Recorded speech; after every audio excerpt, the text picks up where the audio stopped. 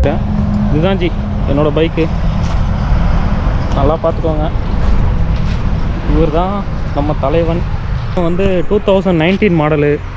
கொஞ்சம் மெயின்டைன் பண்ணி இப்போ டோட்டலாக எனக்கு தெரிஞ்சு 35,000 கிலோமீட்டர் தான் ஓட்டியிருக்கேன்.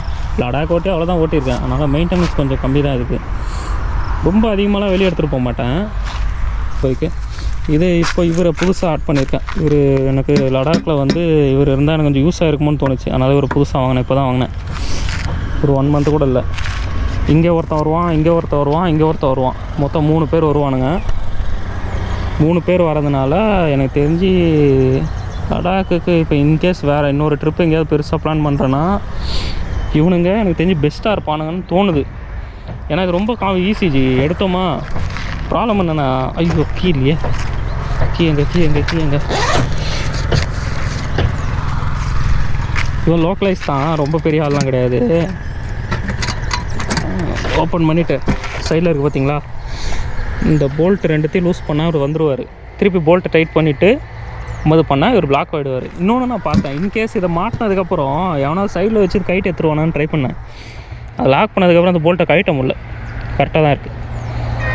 ஆனால் நம்ம ஆளுங்க என்ன பண்ணுவானுங்க, இந்த போல்ட்டு அங்கே ஒரு போல்ட்டு 3த்தையும் கைட்டினானுங்கன்னா முடிஞ்சு போச்சு, கையோட தூக்கிட்டு போயிடுவானுங்க. நம்ம ஆளுங்கன்னு சொல்ல முடியாது, வெளியே வேணாவது பண்ணானா ஹிந்திக்காரெல்லாம் பண்ணுவானுங்களா. இதுதான் என்னுடைய பைக்கு. வேறு எனக்கு தெரிஞ்சு என்ன பண்ணுறது, டியூவல் டிஸ்க்கு தான். டயர் வந்து இன்னொன்று சொல்ல மாதிரி, இப்போ நீங்கள் லடாக்குக்கு போகிறதுக்கு முன்னாடி என்னென்ன பண்ணுறீங்கன்னா, முதல்ல ஒரு ஆயில் சேஞ்சு, வண்டியை ஒரு full general service oil change பண்ணிவிடுங்க. டிஸ்கில் பேட் எல்லாம் கரெக்டாக இருக்கான்னு பார்த்துக்கோங்க. டயர் கண்டிஷன் பார்த்துருங்க. இந்த டயர் எனக்கு தெரிஞ்சு இது நான் வண்டி வாங்கின டயரு, நான் லடாக் போகும்போது வேறு டயர் மாற்றினேன்.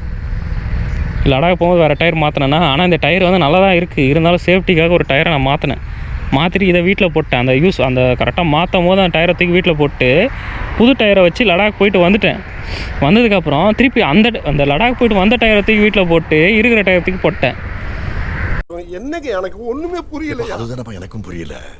அதனால் லோக்கலாக ஓட்டும் போது இந்த மாதிரி டயர் போட்டு யூஸ் பண்ணுங்கள். ஏன்னா இது வந்து எனக்கு தெரிஞ்சு ஒரு கரெக்டாக சொல்லணும்னா 30,000 ஓட்டியிருக்கேன் ஜி. சீரியஸாக 30 கூட இல்லை, ஒரு 28 சொல்ல முடியாது, 26,000 கிலோமீட்டர்ஸ் எனக்கு தெரிஞ்சு ஓட்டியிருக்கேன். இப்போ கூட நல்லா தான் இருக்குது டயர், இன்னும் எதுவும் ஆகலை.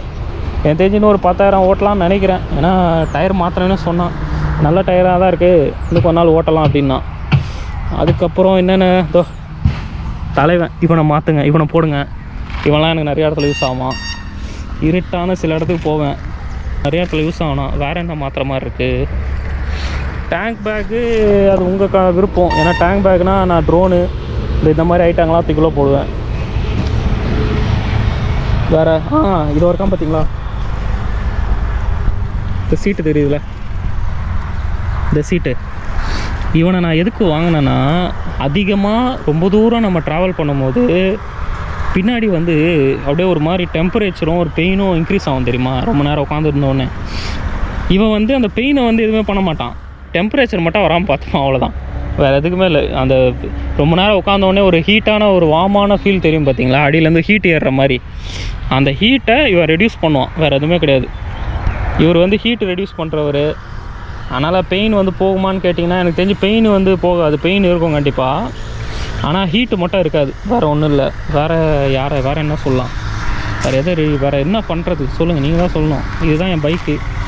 இதில் என்ன மாடிஃபிகேஷன் பண்ணணுன்னு பார்த்தா ஒன்றும் இல்லை. இது வாங்கினேன், இந்த மாடிஃபிகேஷன் இருக்குது பார்த்தீங்களா, இவன் வந்து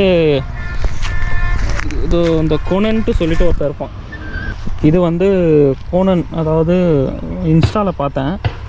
இவனுங்க வந்து ஒரு எப்படி சொல்கிறதுனா, இன்கேஸ் சில வண்டிக்கு வந்து சேடல் ஸ்டே மாட்டுறதுக்கு வந்து சில ஆப்ஷன் இருக்காது.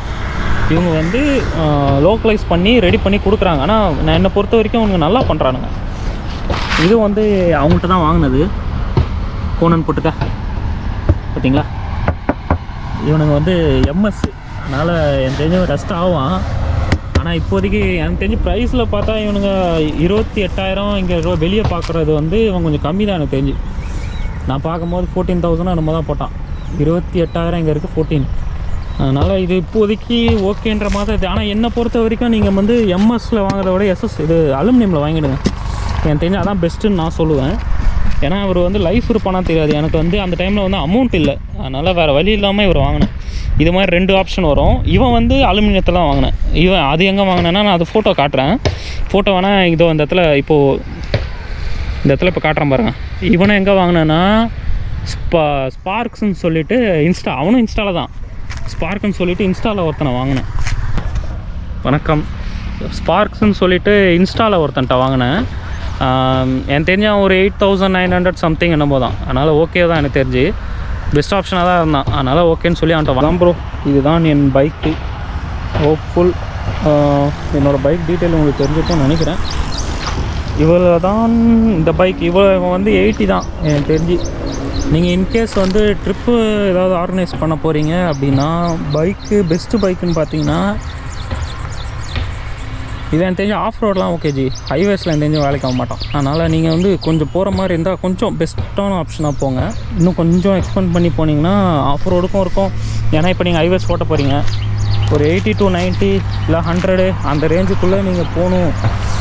அதாவது த்ராட்டில் போனாலே எனக்கு 100 வந்து க்ரூஸில் கொடுக்கும்போது அசால்ட்டாக எனக்கு போகணுன்னு நீங்கள் எதிர்பார்க்குறீங்கன்னா கொஞ்சம் ஹை எண்டில் வாங்க. எனக்கு தெரிஞ்சு இவன் வந்து எனக்கு தெரிஞ்சு ஆஃப் ரோடில் ஓகே தான். அதுக்கப்புறம் எங்கிட்ட இருக்கிற ஆக்சஸரிஸ் இவர் தான் மேரா பைக்கு. ஆக்சஸரிஸ் வேணால் நெக்ஸ்ட் வீடியோவில் போடுறேன். ட்ரோனு என்னென்னலாம் வச்சுருக்கேன்னு, ட்ரோனு கோப்ரோ எது எதெல்லாம் என்கிட்ட இருக்கோ அதை வந்து நான் நெக்ஸ்ட் இதில் நான் போடுறேன் நான் முடிஞ்ச அளவுக்கு.